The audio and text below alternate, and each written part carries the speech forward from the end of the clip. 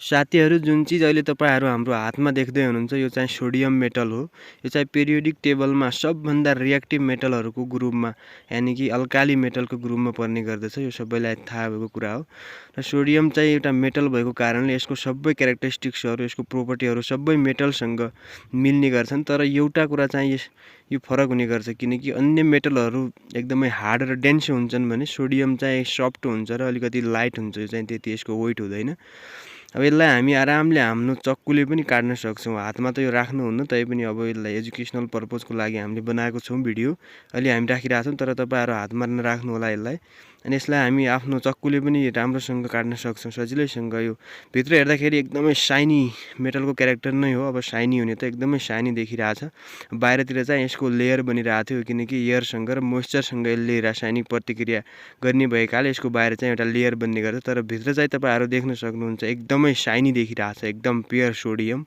अब यसलाई चाहिँ हामी पानीमा राख्ने छौं र कति ठुलो केमिकल रियाक्सन हुन्छ, कति ठुलो ब्लास्टिङ हुन्छ र त्यहाँ कति ठुलो एक्सप्लोजन हुन्छ त्यो हेर्नको लागि हाम्रो भिडियोलाई अन्तिमसम्म हेर्नु होला।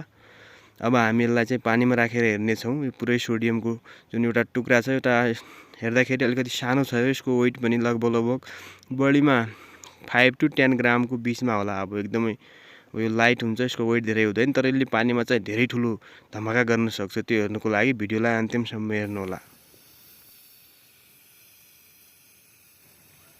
त साथीहरु यो स्याम्पलको रूपमा हामीले एउटा सानो पिस सोडियमको सानो पिसलाई चाहिँ कन्टेनरमा रहेको पानीमा हालेका थियौं। यहाँ चाहिँ यसले एकदमै भाइलेन्टली रियाक्ट गरिरहेछ। हेर्न सक्नुहुन्छ यो साउन्ड पनि कस्तो आइरहेछ तपाईहरु सुन्न सक्नुहुन्छ। यहाँ चाहिँ जब सोडियमले वाटरसँग रियाक्सन गर्छ त्यहाँ सोडियम हाइड्रोक्साइड भन्छ र यहाँ हाइड्रोजन ग्यास लिबरेट हुन्छ माथि। यहाँ चाहिँ एकदमै साउन्ड पनि तपाईहरु सुन्न सक्नुहुन्छ। यहाँ कसरी रियाक्ट गरिरहेछ यसले। वाउ। अब चाहिँ हामी ठुलो पिसलाई चाहिँ पानीमा राख्न गइरहेका छौं। यो चाहिँ यस्तो एडजस्टमेन्ट यो डोरीले बाँधेर किनकि यो निकै डेन्जरस हुने भएकाले अब यहाँ पानीमा राख्नेबित्तिकै यसले छिटो रियाक्सन गर्छ र पुरै एक्सप्लोजन हुन्छ। त्यसैले हामीले डोरीले बाँधेर अब हामी राख्न गइरहेका छौं। हेर्नु होला अब कसरी ब्लास्ट हुन्छ यो भनेर। पानीमा अब हेर्नु होला है त यसले रियाक्सन गर्न सुरु गरिरहेछ। यहाँ पुरै भेपर आइरहेछ माथि। अब यहाँ पुरै ब्लास्ट हुने हो। वाउ।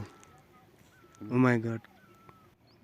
अब यहाँ तपाईहरुले देखिहाल्नु भयो कति ठुलो एक्सप्लोजन। त्यति सानो टुक्राबाट पनि यति ठुलो धमाका हुन सक्छ। यो निकै नै डेन्जरस केमिकल। त्यही भएर तपाईहरु कहिल्यै पनि यस्तो ट्राई नगर्नु होला। हेर्नु अहिलेसम्म पनि भेपर आइरहेछ यसबाट। साथीहरु यो चाहिँ हाम्रो पहिलो भिडियो भएकाले अब त्यति राम्रो भिडियो चाहिँ अब बनेको छैन। तैपनि हामीले चाहिँ जस्ट एजुकेशनल पर्पजको लागि मात्रै बनाएको। यो चाहिँ तपाईहरु ट्राई नगर्नु होला किनकि धेरै नै डेन्जरस सोडियम चाहिँ जुन छ धेरै रिएक्टिभ मेटल हो। अरु मेटल जस्तो त्यो सफ्ट र डेन्स नभए पनि यो चाहिँ अत्यन्तै रिएक्टिभ हुने गर्छ। अब कति ठुलो एक्सप्लोजन भयो त्यो अब यति सानो पिसले पनि त्यो तपाईहरुले देखिहाल्नु भयो। यस्तै भिडियोहरु नयाँ नयाँ इन्ट्रेस्टिङ भिडियोहरु हेर्नको लागि यो च्यानललाई सब्स्क्राइब गर्नु होला। यदि यो भिडियोमा चाहिँ 100 वटा लाइक आयो भने चाहिँ हामी दोस्रो भिडियो पनि कुनै न कुनै यस्तै इन्ट्रेस्टिङ भिडियो बनाएर ल्याउने छौं। त्यसैले भिडियोलाई चाहिँ शेयर गर्नु होला। Thank you.